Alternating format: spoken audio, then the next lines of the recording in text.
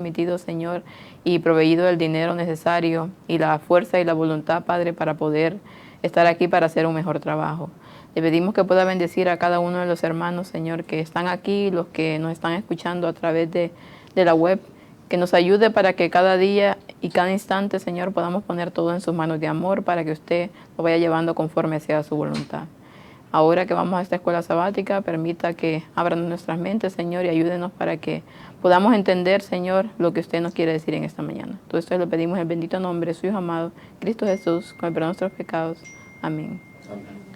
Amén. Sí. Bueno, muy buenos días y un feliz sábado a cada uno de ustedes. Como pueden ver, ya estamos en el local y agradecemos primeramente a Dios, como dije en la oración, y a cada una de las personas que gracias a sus aportaciones, pues esto pudo ser posible. Gracias a las oraciones también de cada uno de los que han orado por esto y así vamos a ir mejorando poco a poco para entregar un mejor servicio y para que poder alcanzar a más personas. La escuela sabática de esta mañana, la lección número 2, y la semana pasada nos habló acerca del Padre y esta semana nos habla acerca del Hijo. El versículo para memorizar dice: porque el Hijo del Hombre no vino para ser servido, sino para servir y para dar su vida en rescate por muchos. Marcos 10:45. Y ahí vemos la esencia de lo que fue el Hijo de Dios, la esencia de lo que es Cristo. Sirve a los demás, no se sirve a Él mismo, que es lo que nos vino a enseñar también a nosotros, que si queríamos ser llamados hijos de Dios, teníamos que servir igual a que Él lo hizo. Después dice aquí, de más de 2 años de ministerio público, Jesús preguntó a sus discípulos: ¿quién dicen los hombres que es el Hijo del Hombre? Esto está en Mateo 16:13. Fue fácil para ellos informarles lo que habían escuchado que decía la gente acerca de él. Pero más difícil fue responder la siguiente pregunta: ¿y vosotros quién decís que soy yo? Ahora era una pregunta personal. Jesús no les pidió sus opiniones acerca de su apariencia exterior ni de su carácter. En lugar de eso, su pregunta apuntó a la esencia del carácter del ser de Jesús. Tenía que expresar su convicción y su fe personales. Todo ser humano, dice, tarde o temprano deberá responder la misma pregunta. Tenemos que decidir individualmente quién es Jesús para nosotros. No sirve repetir lo que han dicho o creído. La respuesta debe ser nuestra propia creencia personal y de esa respuesta depende el destino de cada ser humano.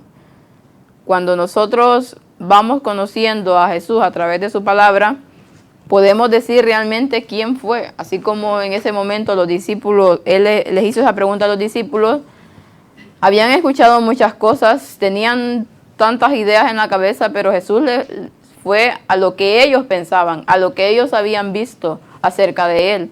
Y mediante esa respuesta iba a saber si realmente lo habían conocido o solamente estaban con Él por interés o por otra cosa.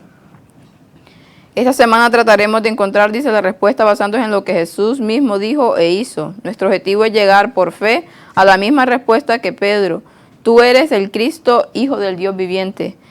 Pero si vamos a ese episodio, vemos que después Jesús le dice que no fue Pedro quien contestó, sino que el Espíritu Santo se lo reveló en ese momento. Entonces es el Espíritu Santo quien nos revela a nosotros realmente quién es Jesús. Si nosotros, mediante el estudio de su palabra y la oración, vamos conociendo a Jesús, entonces vamos a saber si realmente es lo que dice su palabra. Pero si nosotros no tenemos esa comunión con el Padre, como decía la semana pasada, no nos puede revelar a su Hijo, o viceversa, porque al final los dos son uno.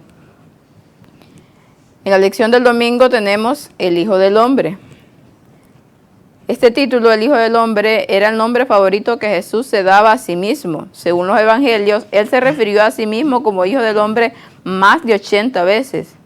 Las demás personas nunca se dirigieron a Él usando ese título. Jesús, sin duda, eligió este nombre especial con un propósito en mente. ¿Cuál creen ustedes que era el propósito de Jesús al decir que Él era el Hijo del Hombre?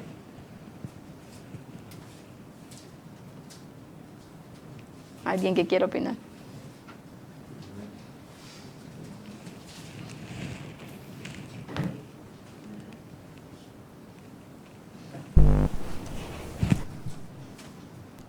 Bueno, Jesús lo que quería era demostrar claramente su vínculo precisamente con la humanidad. Y qué mejor forma que decir esto. A pesar de todo, mirad que no es una novedad que en la Biblia aparezca alguien como hijo del hombre. Si vemos, por ejemplo, en Ezequiel capítulo 38, cuando hay la profecía contra Gog, dice: vino a mí palabra de Jehová diciendo, hijo de hombre, pon tu rostro contra Gog, etcétera, etcétera. Por tanto, ya vemos que era algo que se podía hacer y alguien ya había tenido más o menos este título, pero con una gran diferencia. Mirad cómo aquí va muy en minúsculas, hijo de hombre, porque Ezequiel evidentemente era un ser humano 100% y no tenía otra connotación. Lo que pasa es que lógicamente también, como todos los nombres de profeta y sus caracteres, muchas veces con implicación a lo que haría también el Mesías. Pero hijo del hombre en mayúscula evidentemente es Cristo, no hay otro. Yo creo que quizás quería enfatizar en esa humanidad de esa encarnación. O sea, hijo de hombre en mayúsculas es una mezcla, ¿no?, entre hijo de Dios y hombre. Él es nacido de mujer, pero su padre no es un humano, es el Espíritu Santo. Entonces es como un hombre que implica ambas cosas. Y yo creo que eso era favorito en él, su nombre lo dijo muchas veces para enfatizar en esa mezcla de humanidad y divinidad, ¿no?, que realmente iba a hacer algo realmente importante. Por lo tanto, la encarnación del Hijo de Dios era importantísima de transmitir, y con ese nombre se transmitía también. Recordemos que al ser hijo del hombre estaba haciendo referencia a que él era el hijo de qué en general, pues de la descendencia del propio Adán, la simiente de la mujer. O sea que vamos a recordar ya los orígenes totalmente del ser humano, y con eso hacía referencia en definitiva a que él vendría a ser eso, el segundo Adán después. Y que somos hechos a imagen y semejanza de Dios. O sea que en cierta manera es como si denotara que Dios tiene esa como estructura o forma similar a nosotros. Bueno, aparte de vincularnos directamente y hacernos familia o parientes directos de Dios, Él es el buen pastor, y no nos podemos olvidar de que Él dice que todo en el que Él cree es perdonado, mas tiene vida eterna. Vino de alguna manera a vincularnos directamente, familiarmente con Dios. Él nos da la puerta y el perdón de nuestros pecados, y gracias a Él somos salvos, porque Él vino a hacer como de el familiar bueno, vino no, lo hizo, ¿no? Hizo de nuestro Padre, de nuestro guía. Vino aquí, nos demostró quién era, todo lo que hizo, y aparte nos regaló el que nos abra la puerta de su casa, ¿no?, que es Él mismo, ¿no?, la puerta al cielo. Y como hijo de hombre, además de todo lo que está diciendo Rafa, ¿qué se hacía hermano nuestro? O sea, nos daba el privilegio de poderlo llamar hermano. Y demostrar el amor de Dios también, ¿no? Demostrar el amor, ¿no?, hacia nosotros en toda su plenitud, como hermano, como padre, como salvador, como redentor, como buen pastor. Bueno, en todo su esplendor. O sea, es que no le falta ningún adjetivo en positivo, ¿no? Fijaros como dice que después de 2 años de ministerio, en el tercer año, les hace esa pregunta. Por lo tanto, también es una pregunta dirigida a nosotros hoy, a la gente del tiempo del fin. Ese tercer año, cerca de la venida de Cristo, tenemos que tener claro que Él era el Hijo del Hombre. Si no, no vamos a verle venir. Es curioso que lo hice, esperara decirlo también en ese momento. O sea, nosotros ya tenemos que tener la fe, pero la certeza al 100% de que es así. Tenemos que tenerlo dentro ya de nosotros, hacernos lo nuestro, ¿no? Pablo también menciona, no recuerdo bien el pasaje, pero él dice que cualquiera que no cree en Jesús encarnado, pues que está equivocado, ¿no? Que no proviene de Dios. Y realmente es importante pues creer en Él. En Timoteo creo que habla que Dios fue encarnado, nacido como un ser humano. Y bueno, hoy pues hay tantas tendencias en mundos esotéricos y otras cosas, que si era un espíritu, que etcétera, ¿no? Vuelve a ser un mensaje de actualidad, reivindicar otra vez la figura de Cristo como Dios vivo, el único Dios vivo de todas las religiones, de todas las denominaciones. Sí, él obviamente que quería enfatizar mucho la semejanza que tenía con nosotros, que quería hacerse ver que realmente él estaba compadeciéndose de la raza humana, porque estaba ahí hecho a semejanza nuestra. Entonces, obviamente, como dice aquí, tenía sed, tenía hambre, nació como un niño, como un bebé. Pero claro, hay algo que aquí dice, para el observador casual, Jesús parecía ser un hombre común que caminaba entre la gente como uno más de la multitud. Pues yo la verdad es que tampoco estoy de acuerdo, porque no creo que Jesús era alguien igual que otros. Bueno, la verdad, por mí personalmente no estuve de acuerdo con esto. No sé en qué sentido lo quiso enfatizar el escritor de la escuela sabática, pero para mí cualquiera que mirara a Jesús miraba algo diferente, porque era diferente. Era semejante, era como un hombre, pero su aptitud, todo lo de él denotaba la diferencia. Esto ya lo menciona Elena White, que cualquiera que se encontraba con Jesús veía algo distinto en él. Su aspecto, su porte, su mirada, sus palabras, todo era distinto de cualquier otro ser humano.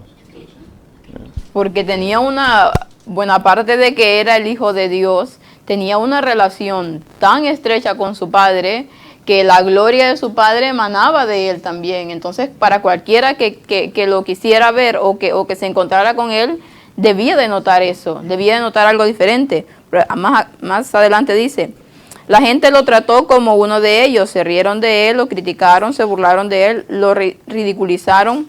Para ellos era simplemente otro ser humano, y no creo que para ellos era otro ser humano, por eso lo hacían, porque veían que era diferente. Bueno, pero ese era el trabajo del espíritu del demonio, ¿no? Dentro de los seres humanos que habían decidido seguir a Satanás. Porque la faena era ridicularizarlo a él. ¿Por qué? Porque sabían que era él realmente. Si no fuera sido él, el Hijo de Dios, que era Cristo y que era el Mesías, no fueran perdido el tiempo los demonios en ridicularizarlo. Porque todas las obras que hizo y todo lo que transmitía a las demás personas, me imagino que es impresionante, ¿no? O sea, el Espíritu Santo lo llenó, o sea, estaba lleno al 100%, no había defecto ninguno, y el amor de Dios se reflejaba en él, en su vida, en su forma de caminar por el mundo. Pues entonces, por eso los demonios iban detrás, porque sabían que era él, porque, o sea, me imagino que la diferencia de nosotros es abismal, ¿no? O sea, es infinita, ¿no? Sí, porque yo pienso que bueno, no sé si lo he leído o no lo dice, hasta el caminar, como dice, de Jesús era diferente. E incluso Elena White nos recomienda en sus escritos que nuestro propio caminar debe ser diferente a las personas del mundo. Debemos de diferenciarnos, debe haber una clara diferencia, como lo hizo Jesús. Entonces, por eso lo ridiculizaban, por eso se burlaban de él, porque al ser diferente a los demás, entonces era un contraste que había entre ellos. Entonces, ¿qué es lo que hacían? Ridiculizarlo, burlarse de él, reírse de él. Les molestaba. Y también lo hacen expresamente para que la gente que está por elegir, ponerlos en duda, porque claro, si no hicieran ese trabajo, esos espíritus, pues la gente enseguida se acomodaría al pueblo de Dios, ¿no? Por eso está ahí la lucha interna de las personas que tienen que elegir todavía a seguir el pueblo, ¿no? Así es. Y dice que lamentablemente no se dieron cuenta de que hay algo más en el título del Hijo del Hombre. Según Daniel 7, 13 y 14, uno como un hijo de hombre fue en las nubes del cielo hasta el anciano de días y recibió dominio, gloria y reino eterno. Los judíos identificaban a este Hijo del Hombre con el Mesías, de modo que cuando Jesús usó este título, estaba revelando de una manera semivelada que él era el Mesías prometido, el Cristo encarnado. Entonces eso les molestaba más. Por eso él lo hacía, para que entendieran que él era el Mesías. Utilizaba mucho ese título para dar a entender que realmente él lo era. Pero los fariseos o los mismos judíos, estas personas, pues no quisieron o lo vieron y no lo quisieron aceptar, como pasa muchas veces ahora. Es que cuando él vino, ya el pueblo de Israel estaba tan y tan alejado de Dios, que ya no conocían ni a un profeta, ni al mismo Mesías, ni al mismo Dios. Era tanta ya la distancia que tenían entre ellos y Dios, que ya ni le reconocieron, y por eso incluso lo acusaron de blasfemias, ¿no? Que tú siendo hombre te haces Dios, decían, ¿no? Y a lo que yo les decía, que porque yo no estaba de acuerdo con lo que esta persona dice aquí, que parecía un hombre común, aquí nos dice Elena en el comentario bíblico de Juan 1, sed cuidadosos, sumamente cuidadosos en la forma que ocupáis de la naturaleza de Cristo. No lo presentéis ante la gente como un hombre con tendencias al pecado. Él es el segundo Adán. El primer Adán fue creado como un ser puro y sin pecado, sin mancha de pecado sobre él. Él era la imagen de Dios. Podía caer y cayó por la transgresión. Por la causa del pecado, su posteridad nació con tendencias inherentes a la desobediencia.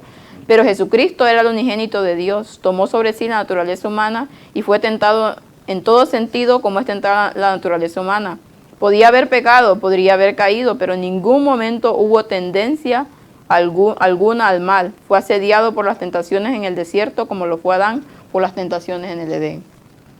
Esta es una nota importantísima, porque aún hoy dentro de la Iglesia Adventista hay una gran mayoría que creen que Jesús era exactamente igual como nosotros. Y miremos que una cosa, la Escritura dice semejante, pero no dice exactamente igual, semejante. Es decir, que la diferencia que había entre él y nosotros es que él era concebido por el Espíritu Santo. Y sin duda alguna en él no había tendencia al mal como no la tenía Adán. Adán no tenía tendencia al mal, pues Jesús tampoco. Lo que pasa es que él vino con 4.000 años del arrastramiento del pecado y vino pues en esa condición, deteriorado, incluso mermado físicamente, no medía 4 metros como los primeros hombres creados, y podía ser propenso a enfermedades y otras cosas como los demás. Pero era concebido del Espíritu Santo y no tenía tendencia al mal. Esa es la diferencia. Precisamente esto, como decía Josep, la cuestión está muy gravemente expuesta dentro de la Iglesia Adventista actualmente, porque hay grandes divisiones a causa de esto.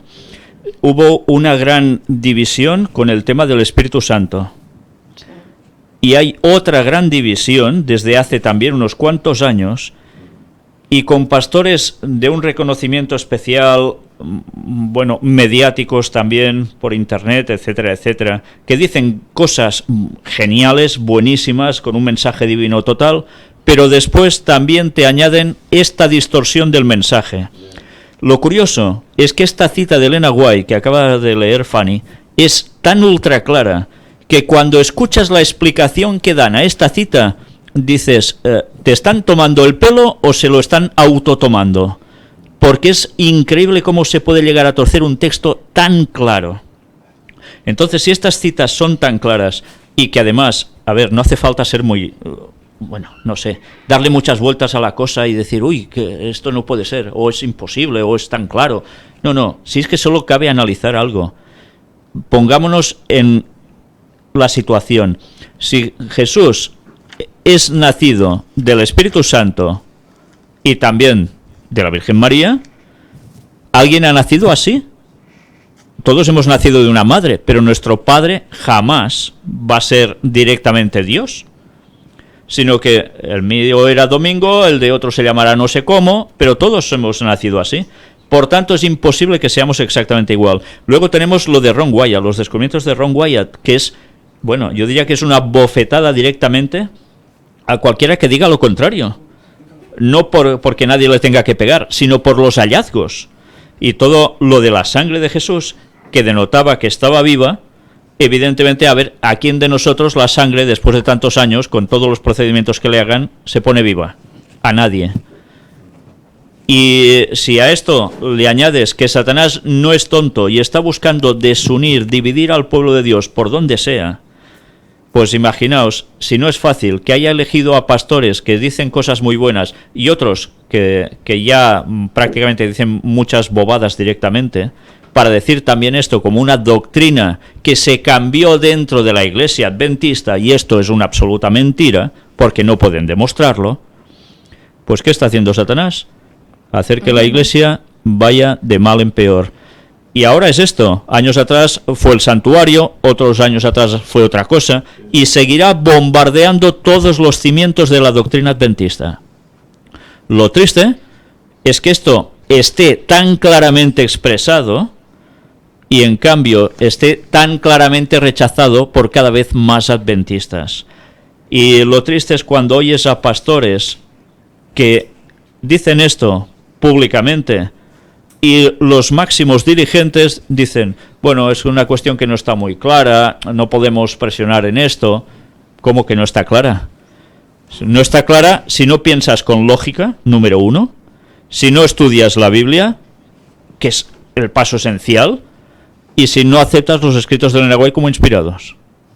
Si rechazas cualquiera de estos 3 puntos, vas a decir las máximas tonterías y va a seguir dividiendo al pueblo de Dios. Entonces nuestro deber es restauradores de portillos, ¿no? En todos los sentidos. Volver a las sendas antiguas, en todos los sentidos. Porque si no, dentro de poco, la Iglesia Adventista ya no sabrá ni qué está creyendo. Todos son divisiones, todo se tolera. Esto es lo peor, se tolera, hasta el punto en que luego puede haber por otras circunstancias que finalmente se corte. Pero no puede ser. Si uno es adventista, tiene unas creencias que son estas. Si no, pues que sea otra cosa. Pero no se puede decir que uno es adventista si cree esto de otro modo. Todo el tema de la justificación por la fe, que se hace tanto hincapié en Indianápolis, 1888, que si Waggoner y Jones, que decían esto. No, ellos no decían esto. Que quede claro, no decían esto. Y los que son adventistas de años y están promoviendo esto, se lo hagan mirar, porque están enseñando falsedades y llevando a errores. Y un error lleva a otro error. Yo quería comentar que el desequilibrio, tanto hacia solo divino, porque también eso es muy católico también. Si no hubiera sido Dios, no hubiera podido soportar toda esa pasión. Eso se habla mucho a nivel católico. Es un extremo, tanto el extremo ese como el otro son extremos facilitados por Satanás. Es muy fácil caer en una cosa o en otra, ¿no? Dios se enfrentó a todo como hombre y sufrió más por ser Dios. Y eso yo creo que ese sería como creo a mi entender, un resumen de que en esencia era Dios, pero cuando estuvo aquí lo enfrentó todo como hombre, conectado a Dios, estrictamente conectado con el Espíritu Santo al 100%. Y nos mostró cómo vivir en la tierra y cómo guardar los mandamientos, solo como leímos el otro día, si hay divinidad. Solo podemos guardar los mandamientos si hay humanidad junto con divinidad. Por lo tanto, ¿nosotros qué? Tenemos que hacer lo mismo que Jesús. Somos humanos y necesitamos la parte divina para guardar sus mandamientos. Ve y no peques más. Porque tú eres así y dices, ahora no voy a pecar y no peco, no, porque está la otra parte. Y Jesús todo el rato fue un ejemplo para nosotros, continuamente fue un ejemplo. Y hasta en eso. Y si no entendemos las dos partes, la parte divina y la parte humana, nos quedamos a medias de una cosa o a medias de la otra. Y entender que sufrió más por ser Dios. porque el contraste del pecado con la pureza es dos extremos constantes. Lo extremo de un lado contra lo extremo del otro. El argumento utilizado por los adventistas que se han suscrito a este concepto tan falso es decir, es que si no era exactamente igual que nosotros, ¿de qué nos sirve su ejemplo? Porque no podremos cumplir con eso, ¿vale? Y aquí se agarran para abrazar este concepto. En fin, es para pensárselo, ¿eh? Porque realmente es grave que se esté diciendo todas estas cosas. Sí, algo que estaba diciendo de que es humano y divino, hay algo que dice aquí. Pero aunque la gloria divina de Cristo estuvo por un tiempo velada y eclipsada porque Él asumió la naturaleza humana, sin embargo no cesó de ser Dios cuando se hizo hombre.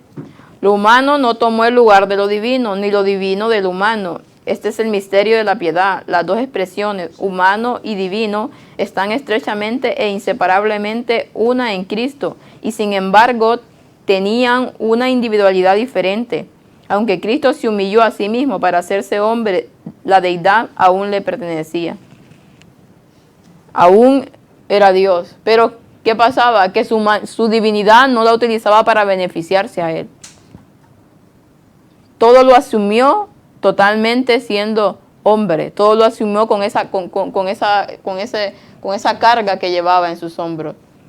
Y cuando tenía que estaba en alguna situación, como por ejemplo en la tentación en el desierto, no sacó su divinidad. Vemos que rebatió todo ¿con qué? Con la palabra de Dios, con el Espíritu Santo. Y no la usó para beneficiarse, porque si no hubiera hecho lo que le dijo el diablo, convierte estas piedras en pan para demostrar quién eres, y no lo hizo. Y en la misma cruz no la utilizó su divinidad, la dejó en cero. Entonces, pero al mismo tiempo seguía siendo Dios. O sea, la divinidad y la humanidad están estrechamente relacionadas. Y Él quiere que nosotros obtengamos eso por medio de ¿quién? Del Espíritu Santo, para que nosotros podamos tener esa fuerza que Él tuvo y podamos tener algo para poder serle frente a cada una de las tentaciones que a nosotros nos vienen, tal y como Él las hizo. En la lección del lunes, ahora dice el Hijo de Dios. Este título fue usado por Gabriel y varias personas al dirigirse a Jesús. Él aceptó ese título, pero evitó aplicárselo directamente a sí mismo.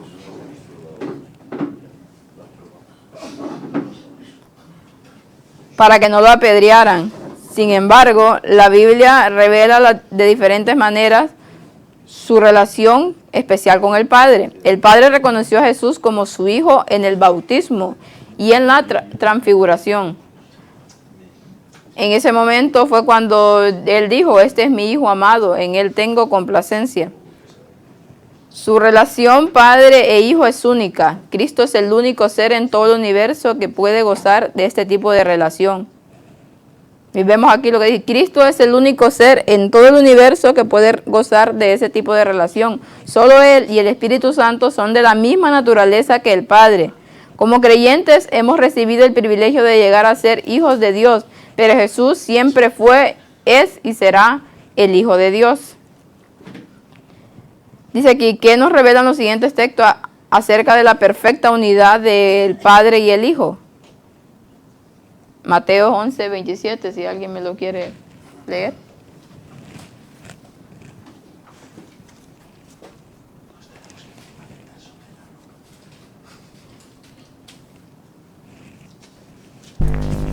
Todas las cosas me fueron entregadas por mi Padre, y nadie conoce perfectamente al Hijo sino el Padre, y ninguno conoce perfectamente al Padre sino el Hijo, y aquel a quien el Hijo resuelva revelarlo.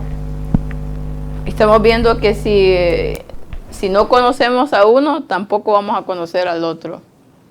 Están estrechamente relacionados los dos. Si nosotros podemos conocer al Hijo, vamos a conocer al Padre, lo mismo que Él les decía. Juan 3:35.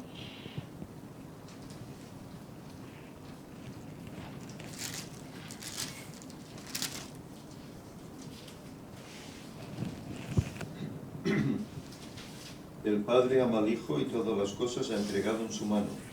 5:17. Respondiendo la mujer, dijo, no tengas marido. No.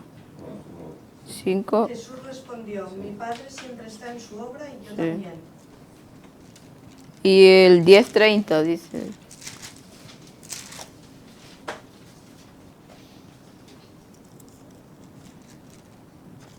Yo y el Padre uno somos. Dice, la unidad completa de Jesús y el Padre incluyen un perfecto conocimiento mutuo y una unidad de voluntad, propósito y objetivo. Vemos que la semana pasada Ángel hablaba del conocimiento, de qué significaba el conocimiento según la palabra de Dios. Y vemos aquí que los dos tienen un perfecto vínculo. En conocimiento de ambos, en unidad, en voluntad y en propósito. Cada uno está ahí ¿para qué? Para cumplir el propósito del otro. O sea, la relación tan estrecha que hay entre Jesús y su Hijo, yo creo que se va de nuestro entendimiento, porque nuestra mente es finita y no alcanza a comprender realmente este vínculo tan perfecto, el por qué cuando Cristo vino aquí a esta tierra y en ese momento de la cruz que fue velado el rostro de su Padre, por qué le dolió tanto al punto de ser lo que prácticamente lo matara. Entonces podemos ver cuán estrechamente estaban unidos los dos o están unidos los dos. Sí. Bueno, que sí, que bueno, que yo el lunes también, haciendo lo que estamos haciendo y viendo esto del conocimiento, ¿no? Mateo 11:27 habla de conocimiento. Yo desde la primera vez que entré a creer en Dios, ¿vale? Vi un pastor de un vídeo que hablaba de que el evangelio era una relación personal con Dios, ¿no?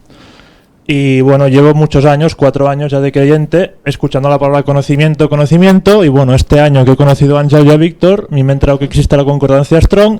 El lunes me ha venido otra vez conocimiento en la lección, y voy a buscarlo. Y en la Strong es la 1921, que es epignosco, ¿vale? De la raíz epi y luego ginosco, que ya lo podéis buscar. Pero significa llegar a conocer profundamente, o sea, no conocer un poquito, sino conocer profundamente tanto nosotros a Él como Él a nosotros, mediante la confesión, ¿no? Nos damos a conocer a Dios, aunque ya nos conoce.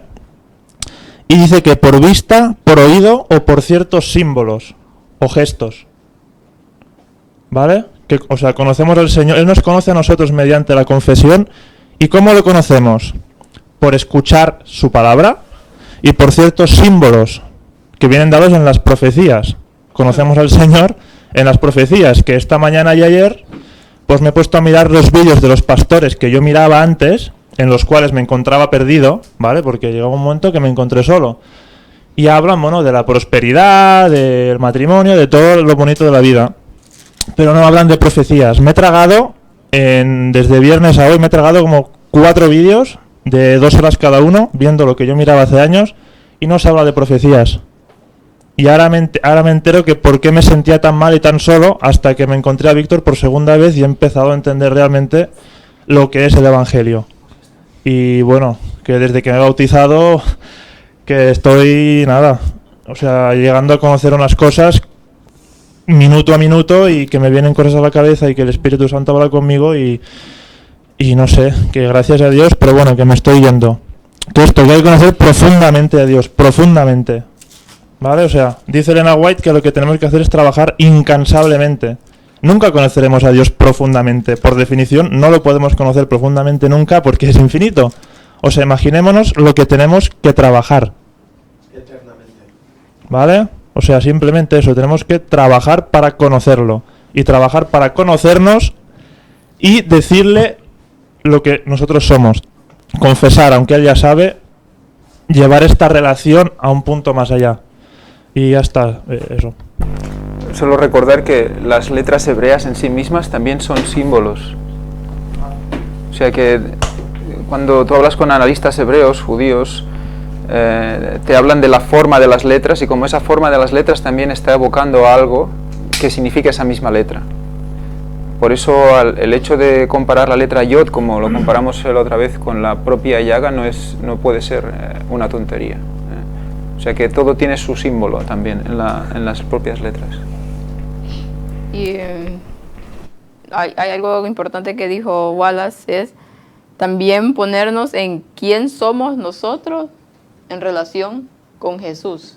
O sea, con nuestras actitudes, con nuestra vida, con todo lo que hacemos alrededor, ¿qué estamos representando? ¿Estamos representando a sus discípulos o estamos representando a otro simple persona que escuchaba a Jesús, que llegaban tantos ahí, pero realmente solo unos pocos eran sus discípulos, solo unos pocos estaban dispuestos a dejarlo todo para seguirlo, a tomar la cruz y seguirlo? Entonces realmente nosotros debemos de reflexionar cada día y ponernos en relación con Jesús. ¿Quiénes somos nosotros? ¿Qué somos de Él? ¿Somos simples oyentes, simples simpatizantes de Él, o somos realmente discípulos de Dios, con todo lo que implica? Con el sacrificio y con todo lo que ellos hicieron en toda su vida para poder llevar a la gente este evangelio. Entonces debemos de realmente reflexionar el por qué estamos aquí en esto, el por qué estamos siguiendo a Jesús, qué nos motiva, qué es lo que nos mueve a poder predicar este evangelio. Si es solamente porque es una obligación o porque la demás gente lo sigue, o es realmente porque yo quiero ser parte de Dios, como Él y su Padre lo eran. Y otra cosa, bueno, que hablamos mucho de Martín Lutero, de Juan Hus, de toda esta gente. El Señor los eligió en su momento, pero hablaba Fanny de qué nos motiva a seguir adelante. El Señor nos ha elegido a nosotros como atalayas y caballeros y soldados del ejército del Señor para el último tiempo, para la peor persecución de la historia. Nos ha elegido a nosotros. ¿No nos motiva eso? ¿Cómo nos debe ver el Señor? Que desde el principio ya veía a Josep Sant Vicenç, ya veía aquí al ángel, nos eligió y nos escogió para dar este último mensaje. Y para ir a muerte nos escogió a nosotros. ¿Eso no nos motiva? Es decir, no sé, vemos a los apóstoles, vemos a Elena White, vemos a gente que nosotros consideramos grande. ¿Somos conscientes del testimonio que vamos a dar de aquí 18 años, no sé cuándo? ¿Somos conscientes de la historia que estamos viviendo y de la grandeza que encarnamos? Porque somos la grandeza del poder del Evangelio en los últimos tiempos. Somos gente jóvenes, Frederic, somos jóvenes que decimos no al mundo. ¿Me entiendes? Somos gente más mayor que lleva años de abnegación, ¿no? O sea, decía Fanny, ¿qué nos motiva? Digo, me motiva esto. Claro. ¿Vale? Me motiva que Dios nos ve como gente con eso que los varones tienen entre las piernas, que Dios nos ha escogido, y a mí me motiva eso. Y no sé, una pregunta para reflexionar, como dice esto, ¿qué os motiva a vosotros para realmente dejarlo todo y poneros a hablar a la gente? Ya está.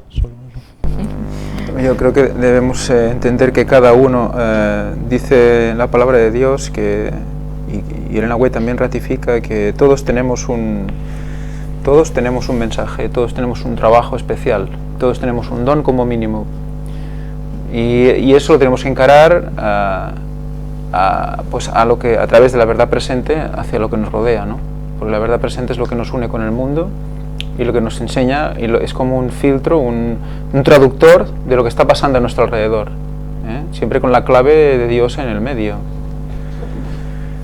O sea que todos y cada uno de nosotros, no solo los que estamos aquí, sino todos los que nos están escuchando, sino todos los humanos que quieran dar su vida a Dios, son esa gente. Lo que realmente es impresionante es que Dios ha tenido la misericordia de mostrarnos el mensaje. Eso nos tendría, solo con eso, ya tendríamos que levantarnos cada mañana agradeciéndole. ¿Por qué hemos visto esto? ¿Por qué has decidido que sea yo o tú, aquel o el otro? que vea estas cosas. Yo podía estar en otro sitio haciendo cualquier otra cosa totalmente diferente, porque me conozco. Cuando me meto en algo es muy difícil que me quiten de ahí, ¿eh? Entonces, que el hecho de estar aquí después de haber pasado a otras cosas y ver cómo cada día se va ratificando, cada día una cosa va llevando a la otra y nunca niega lo anterior, eso, incluso en momentos malos, te ayuda a seguir por fe, te ayuda a tirar de manera mental, porque luego cuando tú estás decaído, cuando tú no puedes, tu corazón, tu alma desfallece, te queda la mente y tu voluntad para recordar mentalmente lo que ya Dios hizo por ti y pasar ese puente hasta volver a recibir las bendiciones y a notar las bendiciones. Yo quiero completar también con que tenemos, bueno, el mandamiento de que amarás a Dios sobre todas las cosas, o sea, ese es nuestro objetivo, ahí tiene que estar el punto de la diana, y que todo lo que el mundo está a nuestro alrededor, que a ver, no podemos meterle fuego porque eso va en contra de nuestros principios, pero sí hacer un poco como lo que hacía Pablo, ¿no? Que él, me imagino, manteniendo la calma delante de 100.000 estatuas en Roma, en vez de liarse con un martillo y una escarpa a picar y a destrozarlo todo, ¿no? Pues llegaría allí, se pondría por encima de todo eso porque ese don lo tenía, y quizá conocía ciertos puntos débiles de esas personas para demostrarle de que el mundo estaba equivocado, ¿no? Y de que el verdadero objetivo está en Dios, está en Cristo, está el camino, ¿no? Claro, nosotros tenemos que mantener la calma porque estamos viendo, ¿no?, todo lo que sucede a nuestro alrededor, ¿no? Como los padres maltratan psicológicamente a los hijos maltratan a los padres, como los políticos, en vez de apoyar a su pueblo y conducirlo a Dios, lo están masacrando psíquica o físicamente, como los gobiernos están desordenando totalmente el mundo, ¿no? Llevándolo al nuevo orden mundial, que es la perdición, o sea, llevar el mundo a la adoración del demonio, no a la adoración de Dios, sino, y de que hacer ultrajar, tal y como dice la palabra, los mandamientos de Dios, o sea, no hacer que se cumplan, sino hacer todo lo contrario, que se cumpla todo lo contrario. Entonces nosotros como pueblo de Dios tenemos que mantener la calma, tener conocimiento de todo y conciencia, ¿no?, de todo lo que está sucediendo, y intentar tocar a las personas y hacer ver los puntos donde está equivocado para conducirlo a Dios. Es un momento muy delicado, claro que es una motivación, como dice Wallace, ¿no? Es una motivación, pero que nosotros en realidad el mérito no es nuestro, el mérito es de Dios, porque por nosotros mismos no podríamos hacer nada, o directamente ya no estaríamos aquí, no tendríamos la oportunidad ni de levantarnos por las mañanas, ¿no? Es una motivación, sí que es una motivación. Me quito todo el mérito y se lo doy a Cristo, ¿no? Y contra más me humillo, Él más me motiva, más fuerza me da y más herramientas me pone para llevar a la gente a Dios. Y saber utilizar y jugar las cartas en su momento, eso es lo que nosotros tenemos que estar pendientes de eso. Pero yo creo que volvernos locos contra el mundo tampoco, porque sería lo más seguro sería ponérselo en bandeja a las personas que no quieren que eso suceda, ¿no? Pero bueno, es una motivación, la verdad, es una motivación. El mundo tendría que conocerlos sin nosotros pronunciar apenas una palabra. Si realmente Cristo vive en nosotros, las personas de afuera deberían de notarlo. Deberían de notarlo en cada una de nuestras acciones. Cuando vamos caminando por la calle, cuando vamos a algún lugar a comer, cuando estamos deberían de notar la diferencia que existe entre todos alrededor y nosotros. Eso es lo que se llama el dar el evangelio por testimonio, por nuestro comportamiento, los demás conozcan a Cristo y quieran saber más de Él.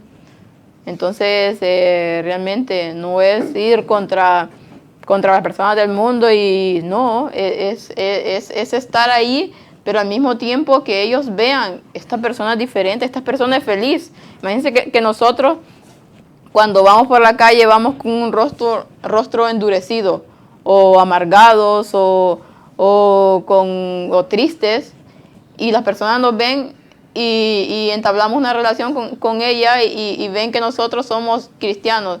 ¿Qué van a decir?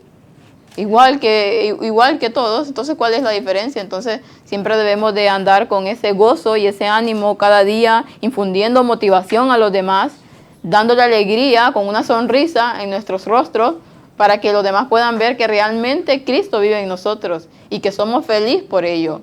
Y que todas las diversiones que el mundo da a nosotros no nos importa, porque la felicidad real está aquí, en Cristo. Bueno, para ir terminando, porque ya se nos está haciendo muy tarde, solo quería resaltar algo. Habla de la naturaleza divina, ya estuvimos hablando más o menos de ello, pero hay algo que dice aquí y que me llamó la atención. A medida que Jesús revelaba gradualmente su naturaleza divina, la mayoría de sus oyentes lo entendieron, pero rehusaron aceptarlo como tal porque no coincidía con la idea preconcebida de Mesías que tenían. ¿Qué pasa ahora? Sí, se me vino inmediatamente, ahora que estamos dando el mensaje que realmente está en la palabra de Dios acerca de Apocalipsis 18, de lo que es realmente acerca de la venida de nuestro Señor, de la fecha de la venida que está implícitamente aquí en la Biblia. ¿Qué pasa? Muchos ven que realmente hay muy buenos argumentos en lo que se está diciendo, pero ¿qué dice aquí? Que no coincidía con la idea preconcebida que estos tenían. Por eso no pudieron aceptar a Cristo, porque tenían una idea preconcebida de un Mesías totalmente diferente, un Mesías que les iba a traer un reino ahí terrenal. No entendieron su misión. Entonces, ¿ahora qué pasa? Tenemos aparente tranquilidad en nuestras vidas, una comodidad, no queremos hacer cambios. Entonces, este mensaje implica eso. Y entonces vamos a decir que esto no es así, que esto por aquí, por allá. Le encontramos mil excusas. Y realmente se está haciendo igual que los fariseos y que los judíos en ese momento. Como decías tú, estaban tan alejados de Dios, tan lejos de lo que realmente era el seguir a Dios, que no pudieron entender o no quisieron aceptar. Como muchos ahora ven el mensaje, dicen, tienes razón, pero no lo puedo aceptar, porque mi aparente comodidad no quiere reformar mi vida, no quiero cambiar mi alimentación, no quiero cambiar mi forma de ser, no quiero cambiar mi gusto, lo que veo, lo que escucho. No, y aparte también que es que damos por sentado que dice el mensaje, lo decía, soy rico, ¿no? Damos por sentado que conocemos ya toda la Biblia, conocemos todas las verdades y no hay nada por descubrir. Lo damos ya por sentado. Cuando surge un mensaje nuevo, esto es una nueva luz, cuidado. En vez de investigar, no, cuidado, porque cuidado con las nuevas luces. La verdad es la verdad presente, ¿no? Hay una verdad para cada tiempo. Exacto. Y el Señor da en cada momento una luz pertinente. Pues, caray, es posible que hoy, que estamos llegando ya al fin de los tiempos, el Señor dé una luz que hasta ahora no había dado. Pues hay que investigar, escudriñar, exacto, y no decir, no, porque ya lo sabemos todo, y si no viene de la conferencia general, no me sirve. Falta de sinceridad. Sí, lo mismo ahí, si no venía de parte de los líderes religiosos de ese tiempo, entonces los demás no lo aceptaban. Eran simples borregos ahí que hacían lo que les decían arriba. Yo creo que para complementar lo que el Josep decía, ¿no? Que a veces escuchamos algo de una persona y nosotros mismos ya nos generamos la duda, ¿no? Y en vez de dejar que eso madure, Dios, si eso es una verdad, Dios lo va a madurar porque va a ser su voluntad. Y llega el momento en el que esa luz te toca. No tenemos, o sea, digamos que lo que es el Espíritu Santo, yo creo que es como un poco, ¿no? Un proceso, no es de un día en otro, ¿no? Hay que ser paciente también y dejar que el fruto madure, ¿no? Entonces la luz de esa persona pues te va tocando, al igual porque su mensaje te toca a ti y el mensaje que tienes tú le toca a él, ¿no? Y hay que ser como un poco paciente también para que el mensaje pues vaya llegando a las personas. No, todo tiene como su proceso, ¿no? Exactamente. Dice acá en la otra parte del miércoles, en contraste con Abraham, que llegó a ser, este es el significado literal del verbo griego ginomai usado aquí. Jesús anunció que Él es el que existe por sí mismo, no solamente existió antes del nacimiento de Abraham, sino desde siempre. Yo soy implica una existencia continua. Además, yo soy es el título de Yahvé mismo que da en Éxodo 3:14. Los líderes comprendieron claramente que Jesús afirmaba ser el yo soy, revelado en la zarza ardiente. Para ellos, Él era el culpable de blasfemia y por eso tomaron entonces piedras y se las arrojaron en ese momento. Porque Él claramente les estaba diciendo, yo soy Dios. Yo soy el mismo que es y será. Entonces, obviamente para ellos era una blasfemia ponerse al mismo nivel que Dios. Entonces ahí reveló realmente su carácter divino, que Él era divino, que Él era Dios, mas ellos no quisieron aceptarlo. En la parte del jueves nos habla acerca de la misión de Cristo y nos dice algo aquí en el parte del espíritu profecía que tienen ellos aquí. La quebrantada ley de Dios exigía la vida del pecador. En todo el universo únicamente existía uno que podía satisfacer sus exigencias en lugar del hombre. Puesto que la ley divina es tan sagrada como el mismo Dios, solamente uno igual a Dios podía expiar su transgresión. Ninguno, sino Cristo, podía salvar al hombre de la maldición de la ley y colocarlo otra vez en armonía con el cielo. Nadie, sino Cristo, podía satisfacer esas demandas de la ley que había sido quebrantada. Ya no me acuerdo, pero estaba leyendo hoy en la mañana acerca que decía que Cristo mismo era la ley de Dios. En el espíritu de profecía, Él mismo era eso, porque Él era el carácter de Dios. El carácter de Dios es la ley de Dios. Entonces, cuando realmente vamos en contra de esa ley y la rebajamos a tal modo, estamos rebajando a Dios. Mas la gente no lo entiende y no lo sabe porque únicamente habla, como decía aquí, por lo que dicen los demás, no porque hay un escudriñamiento sincero, porque ahí está la palabra clave, la sinceridad con que uno va a buscar la palabra de Dios. Entonces no pueden ver que realmente todos es un conjunto, como el sacrificio de Cristo en la cruz, tema que estamos estudiando y que nos está llevando a lugares que realmente yo nunca pensé que eso estuviera ahí, y lo dice aquí. El sacrificio de Cristo como expiación por el pecado es la gran verdad alrededor de la cual se agrupan todas las otras verdades. Ahí está, en esa verdad es como un espiral. Ahí va todo, ahí lo lleva todo. Es por eso que debemos de conocer tanto esa cruz. Debemos de ir cada mañana, como decían, a los pies de esa cruz para conocer realmente qué significa eso, que ahí está encerrado todo el Evangelio, toda la palabra de Dios, como lo dice en la cita. Recordemos que la ley misma está en el mismo nombre de Dios y de Jesús. Y esa misma letra Yod está en la misma llaga. O sea que todo está en la ley. Él era la ley. Él era la ley, que era sí. la ley. Es la primera letra de su nombre, igual que la primera letra de Dios. Y por eso es que nos lleva a que escudriñemos ese sacrificio y esa expiación, porque entonces, ¿qué pasó en esa cruz? Si Él era la ley. Podía llevar a la conclusión de lo que llevan muchos sí, muchos de los, ¿no? pero Está crucificada. No. Pero esa llaga, ¿qué? Es la misma ley. Sale en el momento que está crucificado. Una vez muere, cuando se manifiesta. Exacto. Lo que está crucificado ahí es el castigo de esa ley. Uh-huh. La condenación que el quebrantar esa ley caía. Por eso es que Él murió en esa cruz. Él, que era la ley, murió para que ese castigo pudiera morir con Él, que ya Él lo sufrió por nosotros. Bueno, de hecho, Mirad además su carácter, es la ley, pero también es la misericordia. Recordemos cuando dijo, vete y no peques más. O sea, ese espíritu perdonador a pesar de su ley, a pesar de su propio carácter de santidad absoluta. Lo cual demuestra que para nosotros ese hijo de hombre, del hombre en mayúsculas, es nuestra única salvación.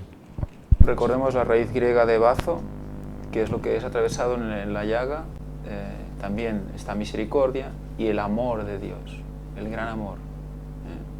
O sea que todo envuelve lo mismo. Está la paciencia, todos los frutos del Espíritu, vemos la perfección. Algo, bueno, para terminar de cerrar eso que estábamos diciendo, dice, para entender y apreciar debidamente toda la palabra de la verdad de Dios, desde el Génesis hasta el Apocalipsis, debe estudiarse a la luz que fluye de la cruz del Calvario y en relación con la maravillosa verdad central de la expiación del Salvador. Los que estudian el admirable sacrificio del Redentor, crecen en gracia y conocimiento. Cuando yo leo esto me quedo sorprendida porque eso es lo que se está estudiando en estos momentos. Cuando se estudia detenidamente ese sacrificio de Cristo, entonces puede crecer uno en gracia y en conocimiento.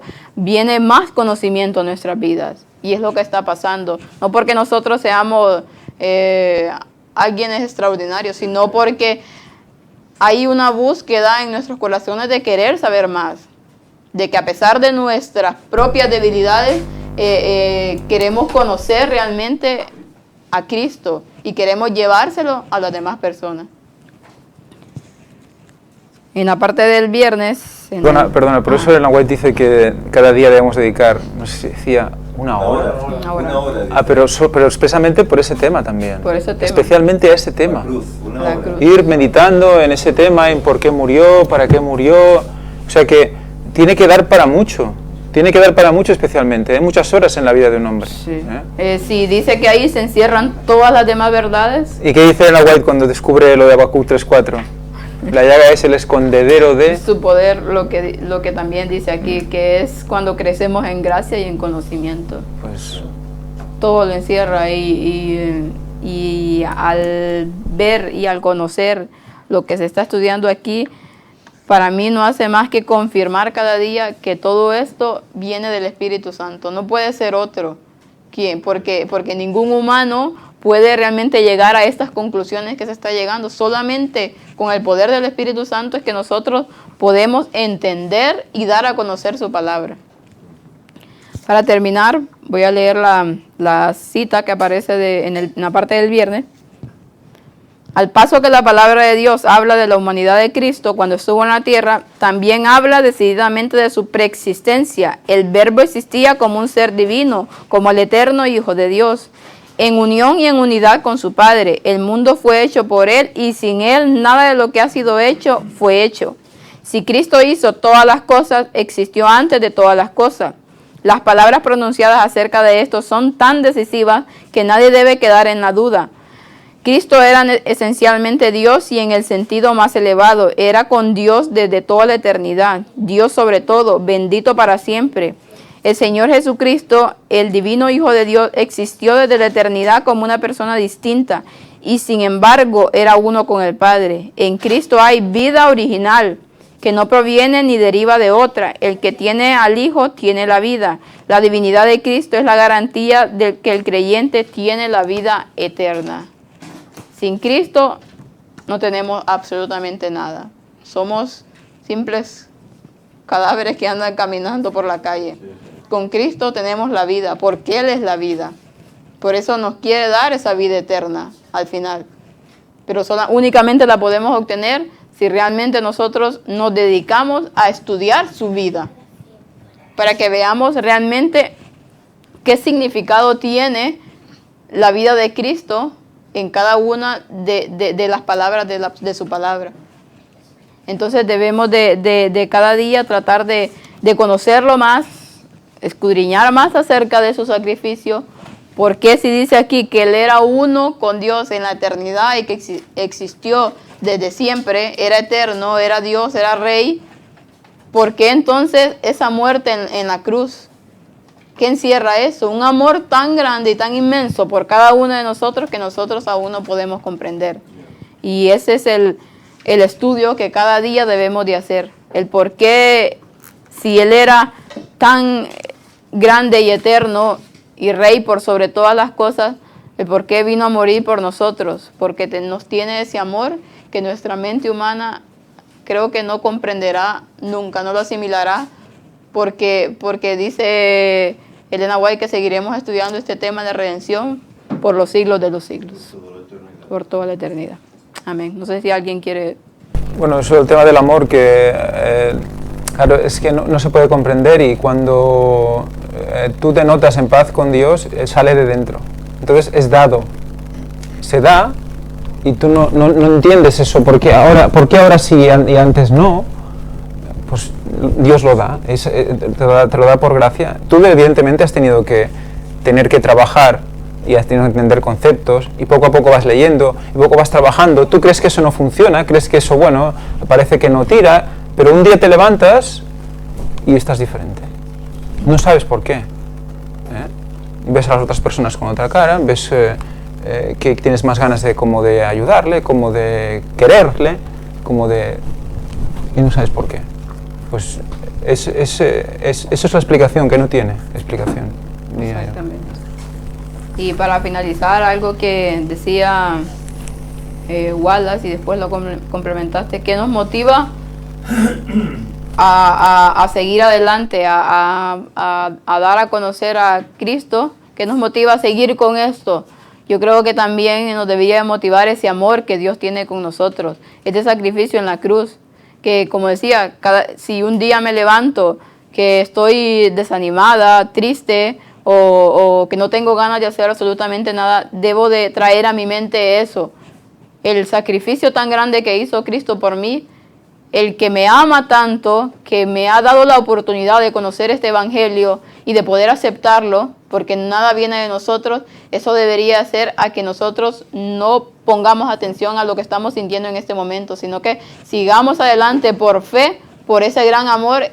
En el momento en que le decimos a Dios eso, no siento tristeza, pero pienso en el sacrificio grande, pues sigo adelante, no me importa. Eso nos levanta y nos hace que veamos las cosas de una manera muy distinta. Siempre debería ser esa nuestra motivación, el saber que Cristo murió por mí y que me ha dado la oportunidad de conocerlo y de poder obtener esa vida eterna y de poder llevar eso a otras personas. Eso debería ser nuestra felicidad y nuestra motivación constante. No el tener algo en este mundo, sino en poder llevar el evangelio a las otras personas. Amén.